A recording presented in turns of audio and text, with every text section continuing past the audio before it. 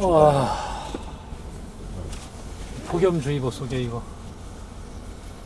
썬팅하면 이런 열기들이 확 차단된다는 거 아니야? 지금 이거 썬팅 다 돼 있는 것 같아요. 열차단 안 썬팅은 돼 있어요? 아니어서 그냥 기본형. 네. 와, 이렇게 서서 저 앞에 좀 보세요, 편집장님. 깜빡이를 켜니까 저기 왼쪽에 동그랗게 나오죠? 여기 가운데 화면 나오죠? 이 옆에 나오죠? 아니, 화면이 이거는- 세 개가 나와. 이건 불 켜서 그래요. 미러까지. 그 TV를 어. 채널 다른 거를 똑같은 방송을 하는 그 스포츠 중계를 세 군데서 다 보여주는 세 TV를 켜놓고 있는 것 같은 느낌이에요. 이거 저는 요새 용어로 뭐 투머치 인포메이션인지 모르겠는데 서너 개가 동시에 있으면 이거 굉장히 어지럽죠. 자, 일단 공식 시작하겠습니다.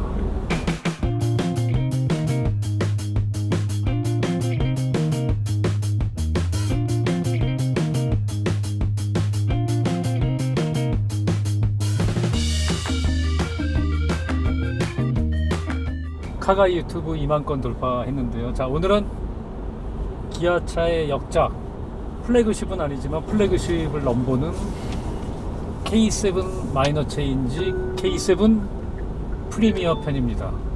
오늘 폭염주의보가 내리는 날인데 어쨌든 K7 프리미어는 이게 어떻게 보면 최근에 현대기아 신차 분위기랑 비슷하게 가고 있는데요. 풀모델 체인지가 아닌 마이너 체인지의 상당 부분 디자인도 굉장히 많이 바꾸고 편의장치도 대표 교체를 하고 보강을 하면서도 정작 중요한 파워트레인은 그대로인 3.0 저희가 타고 있는 이 DDI 기존 엔진과 똑같은 엔진인데요. 전체적으로 이제 디지털 기술, 편의장치 보강이 메인입니다. 물론 이제 디자인은 뭐 굉장히 좋아졌다는 평가가 많은데 어쨌든 4,400만 원짜리 저희가 지금 3.0 최고급 옵션을 타고 있는데요. 이 K7은 일단 대기업 임원용 차량, 중소기업 사장님용 차, 뭐 또 이런 컨셉, 개발 컨셉의 상당 부분을 차지하고 있는 것 같고, 보통은 이제 오너 드라이버용 차로 컨셉을 맞췄는데 이번 프리미어는 약간 후속에도 신경을 많이 쓴 듯합니다. 얼굴과 달리 굉장히 민감하시다고 주장하시는 황 대표님. 아니 얼굴이 왜요? 황 대표님 편집하려고 이렇게 저 얼굴 사진 뽑으면 네. 빈 공간이 잘 안 보여요. 커. 본격적으로 리뷰를 하기 전에 먼저 시승을 해보셨는데 저도 이제 어제 시승을 해보면서 너무 물렁물렁해서 좀 어지럽기도 했는데 특히 뒤에서 민감하게 잘 느끼시나요? 이 어지러운 거. 네. 어떠셨어요? 아까 많이 느끼고 왔어요. 특별히 제가 운전할 때. 아 이거 제가 죽이네. 어지럽다. 멀미나요. 이 차가 어떻게 만들어지고 어떤 컨셉으로 개발되어서 뭐 이제 시장에 나왔는가를 먼저 분명히 하지 않으면 이제 차에 대한 이해도가 떨어져가지고 이 차가 왜 이래 하고 이제 사람의 욕을 하는 것은 끝이 없잖아요. 이 차에 대해서 제가 이해하기에는 사실 이 전륜구동 대형 세단이죠. 미국에서도 라지카라고 그러던데 거의 5m에 가깝잖아요. 전륜구동으로 이렇게 큰 차가 나온 것은 그 전 캐딜락, 지금 캐딜락은 후륜구동에 스포티하게 나오는데 그 전에 드빌, 뭐 세빌 5m가 넘어가는, 그럼 거기에서 이제 많은 게 유추가 될 수가 있죠. 전륜구동의 장점과 단점, 확실히 운전할 때하고 뒤에 앉아갈 때하고 느낌이 많이 다르고요. 대형 세단으로서, 전륜 세단으로서의 어떤 언더스티어라든지 피치 앤 로이라고 그러죠. 차 흔들리는 거, 그런 걸 좀 우려를 했었는데 생각보다는 잘 잡은 것 같아요. 저희가 그 소나타 8세대 하면서 그건 3세대 플랫폼이라고 그랬잖아요. 그렇죠. 파워는 좀 떨어지지만 언더스티어를 잘 잡고 이게 흐름 따라 잘 돌아간다고 얘기한 적이 기억이 나는데, 이거는 그 전 세대 플랫폼이잖아요. 뉴라이즈의 플랫폼이라서 좀 어떨까 싶었는데 생각보다는 언더스티어나 로렌 피치를 많이 잡지 않았나 싶어요. 좀 놀랐던 것은 겉으로 보기에는 디자인이 좀 더 다이나믹해지고 어쩌면 와일드해지고 말이죠. 뭔가 다 씹어먹을 것 같은, 입도 커지고 막 오우, 근데 딱 운전해보면 나긋나긋하거든요. 부드럽고 대단한 반전이 있는 차라고 저는 생각을 합니다.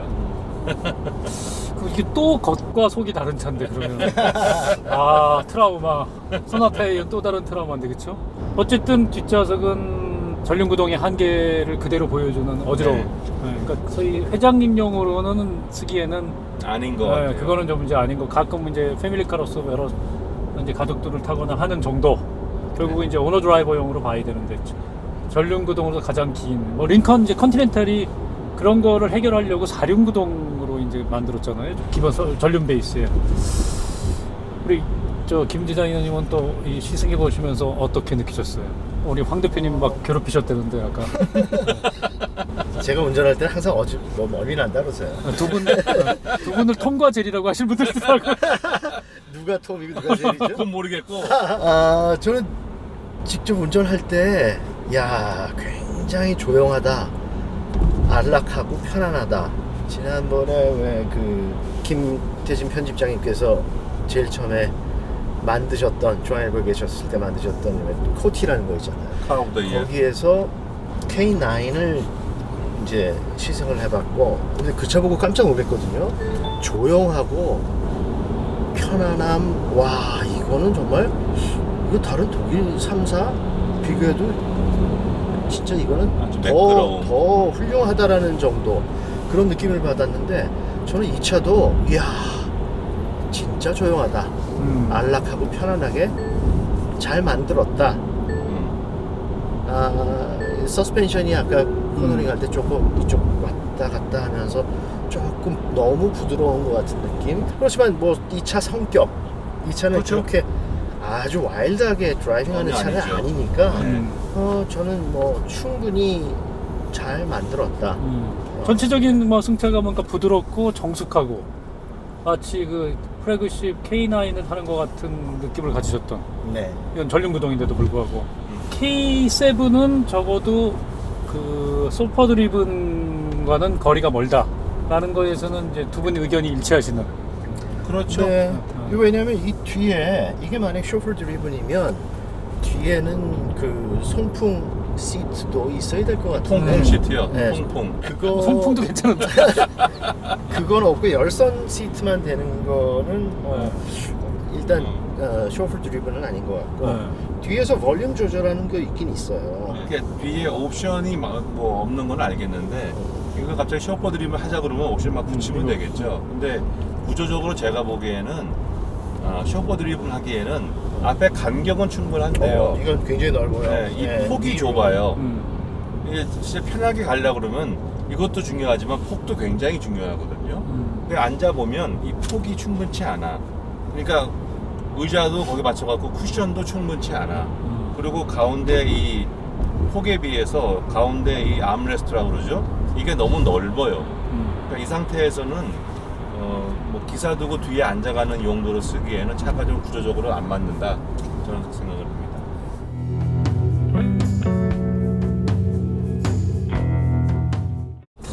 이게 어떻게 보면 현대기아의 한계일 수도 있는 부분이 K 시리즈 보면 항상 생각나는데, 뭔가 현대 때문에 피해를 보기도 하고 뭔가 넘어서고 싶어서 이번에도 사실상 그랜저 IG보다 모든 뭐 전장, 전폭, 전고, 하다못해 무게까지 다 키웠거든요.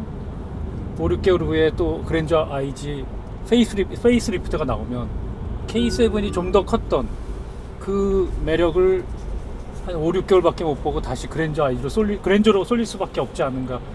그러면서 뭔가 기아만의 특성을 뭐 나타내려고 호랑이 코드했다. 최근에 뭐 이게 상어 이빨이 이제 얼굴과 비슷하다, 뭐 여러 가지 이제 변신도 시도를 하고 있는데, 현대라는 형제 간의 차양막이 너무 커서, 너무 커서 어떻게 벗어나려고 그러다 보면 컨셉을 잊어버리기도 하고, 그러다 보니까 어떻게 보면 굉장히 무색무취 그냥 다 끼워 넣어서 이것저것 다 끼워 넣은 그런 차가 돼버릴 수도 있지 않을까, 저는 그런 생각이 들었거든요. 어제 타보면서 너무 말랑말랑하고 편안하고 좋긴 좋은데, 내가 회사에서 이 차를 주지 않는 이상 내가 내 지갑을 열어서 내 차로 사고 싶은 차로 땡길 만한 요소는 별로 없는. 글쎄요, 같은 플랫폼을 썼는데 그랜저 IG하고는 좀 컨셉을 이번에 달리한 것 같거든요. 아니 원래 그랬죠. 근데 그랜저가 컨셉이 바뀐 거죠. 차가 작아지면서 오너용으로 가면서 상당히 단단하게 좀 조이는 것 같은. 거기에 비하면 지금 이 K7은 굉장히 말랑말랑하거든요. 부드럽고 보통 같은 플랫폼을 쓰더라도 기아가 오히려 좀 딱딱한 주행성 품질로 가고 현대가 약간 푹신하게 가는데 희한하게 반대가 됐어요. 그러니까 지금 그랜저가 또 페이스리프트 어떻게 나올지 모르겠지만 기존에 약간 딱딱했던 그런 느낌을 안 바꾼다 그러면 딱딱한 느낌의 패밀리카 내지는 오나 하이 오나요. 이거는 좀 더 크면서 푹신하고 말랑말랑한 어떻게 보면 안락한 그런 또 큰 차 좋아하는 사람들도 있으니까요. 뭔가 묘하게 비껴갔다는 생각이 들어요. 소비자가 그랜저하고 네. 기아 K7하고 선택을 할 때 뭘 가지고 선택할까요? 뭐 여러 가지 요인이 있겠죠. 근데 뭐 제일 큰 건 역시 그랜저라는 엄청난 브랜드 파워. 브랜드, 브랜드 현대라는 파워가, 브랜드, 네. 그랜저라는 브랜드, 가격 조건. 우선 현대 기아 무슨 같은 회사, 같은 패밀리 회사 그 중에서 뭘 가지고 선택을 할지 전 이게 참 궁금하긴 해요. 그러니까 저는 기아차 중에서 제일 디자인에서 봤었을 때 이거는 좀 이것만 고치면은 더 많이 팔 수 있을 텐데라고 생각하는 건 사실 기아 그 로고거든요. 로고요? 네, KIA. 옛날에는 굴뚝 표시까지 있었는데 네, 다 바뀌고 거기서는 조금 나아졌지만 그래도 아직 기아 이 로고만 바꿔도 이미지가 좀 많이 달라질 것 같은데 아직도 궁금해요. 그냥 지금 퀘스천이에요. 지금 아직도 어떤 사람이 기아차를 사고 어떤 사람이 현대차를 사냐, 어떤 사람이 K7을 사고 어떤 사람이 그랜저를 사는지. 상품 기획 전문가시니까 어떻게 생각하세요? 아니 그러니까 분명히 현대 브랜드가 주는 느낌이 있고 기아 브랜드가 주는 느낌이 있어요. 좀 다르죠. 그러나 그 차이가 우리가 프리미엄 브랜드를 올라가서 브랜드 이미지를 승부하고 뭐 그래서 제기어다. 제기어가 뭐 기계적인 성능에서 독일 3사를 이긴다는 것은 상상할 수도 없죠. 그러나 제기어 축구 못 사는 사람 많거든요. 그러니까 브랜드가 주는 느낌 내지는 실제 그 차에 구현된 그 브랜드의 느낌 그런 걸 자기가 좋아하는 거죠. 근데 이 대중 브랜드로 내려오면 어차피 뭐 디자인 그 주제도 그 트렌드에 따라 자꾸 바뀌고 가격 조건 바뀌고 뭐 하면서 대중 브랜드 간에서는 뭐 그렇게 브랜드에 따라서 충성도가 달라지고 그거 강하지는 않은 것 같아요. 그냥 뭐라 그럴까 막연하게 시장 넘버원 브랜드는 일본 가면 도요타죠. 한국은 현대인데 내가 원하는 거 다 만들어 놨겠지 뭐 넣어놨겠지 뭐 현대는 됐잖아. 그래서 한국에서 현대를 사고 미국에서 일본에서 도요타를 사면 사람들이 차 좋네 하고 그냥 넘어가요. 근데 일본에서도 혼다나 닛산을 사고 한국에서 기아나 삼성을 사면 왜 샀어? 이제 물어보는 그게 아무것도 아닌 것 같아도 그 오너 입장에서 굉장히 캥기는 일이거든요. 그러니까 자기가 명확하게 설명할 뭐 이유가 없고 그러면은 뭐 이왕이면 현대 거 사, 뭐 도요타 사, 다 있어. 일정 부분 사실이기도 하고요. 시장에 가장 그 세그먼트별로 가장 원하는 그 요구 조건들을 가장 가운데서 잘 구현해가지고 딱 갖다 놓는 게 그게 넘버원 시장 넘버원 브랜드의 특징이거든요. 넘버 2나 넘버 3는 요걸 여기서 뭐 경쟁이 안 되니까 요걸 이겨보려고 뭐 동력 성능을 더 올려버리고 뭐 코너링을 날리고 해봐야 어차피 시장 사이즈가 이 메인이 제일 크기 때문에 예를 들면 스팅어나 뭐 K9 이런 거에 그 기아 로고만 바꿔줘도 만 대는 더 팔 수 있다 연가 뭐 이런 얘기들도 지적하는 이제 그 뭐 댓글도 꽤 많고 너무 차의 이미지와 디자인과 안 어울린다는 얘기들도 꽤 있었거든요. 근데 이 뭐 현대기아 R&D가 다 통합되어 있고 구매까지 다 통합이 되어 있기 때문에 결국은 이제 디자인이 결정하는 요소. 네. 아까 그리고 1등 하셨던 브랜드 파워. 플러스 현대 이외에 그랜저는 정말 어마어마한 또 브랜드 파워를 갖고 있기 때문에 그거에 K7이 차를 아무리 잘 만들어도 정말 디자인적으로 엄청난 호평을 받지 않으면 벽을 넘기 쉽지 않아. 판매량이 뭐 일단 3분의 1밖에 안 되니까요. 그랜저의 K7이 가격이 뭐 그렇다고 더 높은 것도 아니고 브랜드의 정체성을 얘기하기엔 기아가 불리한 것이 기아가 차종이 너무 많아요. 세단만 본다고 해도 현대는 딱 똘똘한 셋 그랜저, 소나타, 아반떼 그 세그먼트 리더거든요. 누구나 아무 생각 없이 살려고 하는 그 세그먼트는 그걸 사면 되는 거예요, 그냥. 그리고 뭐 소소한 뭐 i30, i40, 뭐 아이오닉 그건 별 중요한 게 아니니까. 거기에 비하면 기아는 K9부터 해가지고 K9, K7, K5, K3, 모닝, 레이, 소울, 스팅어 8개란 말이에요. 경차부터 최고급 대형 승용차인 K9까지 다 만들어내는 메이커는 전 세계에서 기아가 유일해요. 한 15년, 20년 전에 미쓰비시가 그랬죠. 경차부터 대보네어까지. 근데 지금 기아는 차량이 더 많아.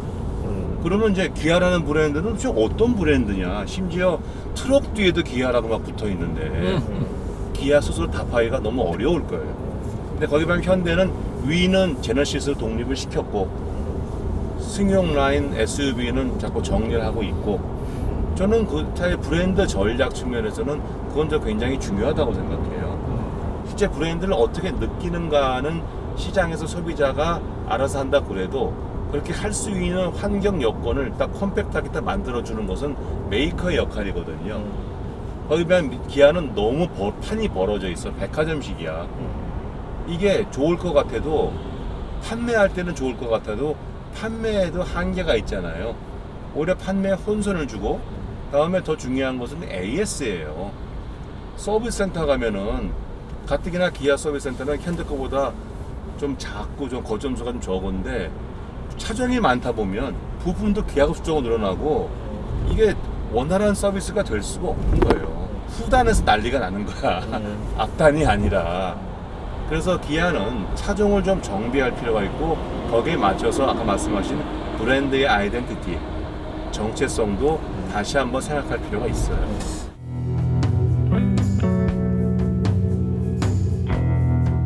90년대 현대기아가 따로 떨어져 있을 때만 해도 예를 들면 저도 90년대 중반에 크레도스란 차를 샀는데 크레도스? 이제 아이들이 생기면서 근데 딱 한 가지 이유는 기아 브랜드를 떠나서 그때 라이드 핸들링에서 크레도스가 상당히 좋았거든요. 좋았어요? 마스다 플랫폼 써서 마스다 소나타에 비해서 훨씬 좋았어요. 그러니까 출력은 좀 떨어지는데 핸들링이 굉장히 안정적이고 코너를 잘 타주는 그런 맛 때문에 그 차를 선택했던 기억이 있는데 지금은 만약에 뭐 현대기아차를 제 자가용으로 사고 싶은 생각은 별로 없지만 뭐 회사에 선택하라 그런다면 편의장비 많이 들은 거라든지 같은 가격이면 뭐 그러니까 예를 그럴 거가 굉장히 중요할 것 같아요. 이게 같은 형제차고 기술적으로 큰 차이가 없다고 느끼기 때문에 편의장 차이 없어요. 예를 들면 제가 이거를 만약에 기사를 주고 뒷좌석을 탄다 그러면 일단 불편한 게 이 뒤에 그 리어 그라스 커튼 스위치가 뒤에 없더라고요. 그럼 항상 얘기해서 이거. 네, 그래서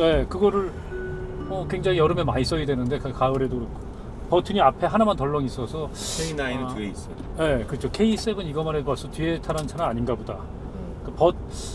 그런 점에서 굉장히 차이가 있지 않을까. 편의장비가 좋은 차 같은 가격대라면 K7 그랜저 중에 그런 선택의 기준이 더 합리적이지 않을까라고 생각이 드네요. K7하고 그랜저하고 둘 다 쇼플 드리븐은 아니잖아요. 절대 아니죠. 둘 다 비슷해요. 둘 다 사이즈도 그렇고 안에 구성도 그렇고 옵션도 그렇고 비슷해요. 네. 이제 아까 편집장이 말씀하신 것처럼 디자인 가지고 좀 다르고 브랜드 이름이 다른 거죠. 네. 그거 이외에는 잘 모르겠어요. 왜 이걸 선택해야 되는지. 저는 그게 앞으로도 숙제라고 생각해요. 근데 예를 들면 이제 그런 것 같아요. 이게 4천만 원, 저희가 4,400만 원짜리인데 보통 이게 3천만 원대 후반 정도가 제일 많이 팔린다고 보면 거기에 이제 그 독일 프리미엄 브랜드라든지 럭셔리 브랜드는 빠지고 캠리, 때로는 뭐 경우에 따라서는 뭐 알테마들도 겹치는 부분이 있는데 그런 뭐 인기 차종들이랑 또 경합도 해야 되거든요. 근데 눈치를 보지 않는 자가용으로 선택한다면은 편의장비나 재질감 이런 거에서는 K7이 더 우위가 있을 수 있지만 또 라이딩 핸들이라는 걸 비교해 본다면 경쟁상 일본 차들이 절대 떨어지지 않거나 때로는 앞설 수도 있지 않을까라고 생각이 들거든요. 그러니까 현대 그랜저와 K7을 그걸로 비교하기는 어렵지만 수입 브랜드로 비슷한 가격대로 확장을 하면은 선택의 기준이 확실히 달라질 수 있을 것 같아요. 저는 이 세그먼트의 K7의 경쟁력에 대해서 상당히 인정하는 편이라서요. 국내 시장 기준으로 아코드나 캠리하고 비교한다 그러면 이게 실내나 장비 옵션 갖춰놓은 거, 뭐 시트라든지 내장재 굉장히 고급이에요. 굉장히 고급이고, 그다음에 각종 그 아다스라고 그러죠, 주행 보조 장치. 이게 지금 현 단계에서 할 수 있는 건 다 넣어놨기 때문에 저는 경쟁이 사실은 안 된다고 봐요.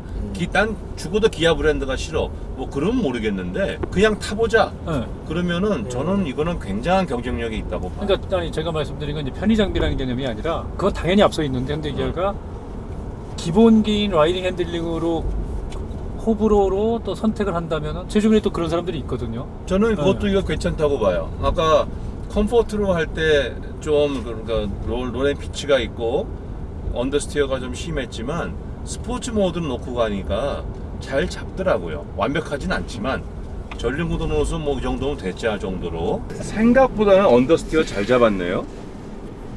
생각보다는 잘 따라와요. 기아 실력 있네. 이 정도 사이즈의 이 정도 무게면 언더스티어 나와야 되는데 잘 안 나와요. 잘 따라와요. 근데 역시 이건 안 되는구나. 턴하면서 좀 가속을 밟아주니까 타이어가 우우네요. 옆에가 접힌다는 거거든. 그래도 19인치 휠이 달린 것 치고는 승차감이 괜찮아요. 잘 잡았어. 편평도가 40이거든요. 그럼 승차감이 나빠야 되는데 괜찮고 타이어 울잖아. 근데 택시 타고 갈 거죠. 저는 오히려 국내는 그랜저하고 경쟁하면은 좀 잘 모르겠는데 기타 수입 브랜드의 전륜 구동 승용차와 비교한다 그러면 저는 확실하게 이 차는 경쟁력이 있다고 봐요. AS 포함해서.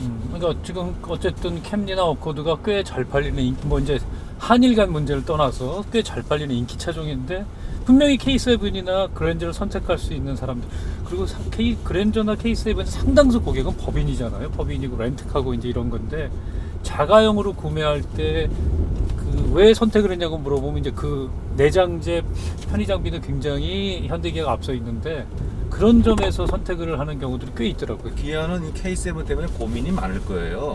지금 이 4천만 원 내외에 미국 가면 이제 4만 불 내외의 이 대형 세단은 사실은 죽어가는 시장이거든요. 비유익의 라크로스, 아발론도 10만 대까지 팔다가 작년에 4만 대 이하로 반 이하로 꺾어졌고요. 라크로스는 뭐 2만 대도 못 팔았어요. 이 K7도 제일 많이 팔 때가 연 만 대까지 팔았다가 작년에 4,500대가 팔았더라고요. 지금 그러니까 올해는 뭐 월 100대 정도? 네, 월 100대 정도. SUV 중형차 그랬던 것처럼 대형 SUV가 인기를 얻으면서 완전히 밀려서 죽어가는 시장이라 사실은 K7이 팔릴 수 있는 시장은 한국하고 미국 시장밖에 없는데 미국 시장에서 만 대가 뭐야?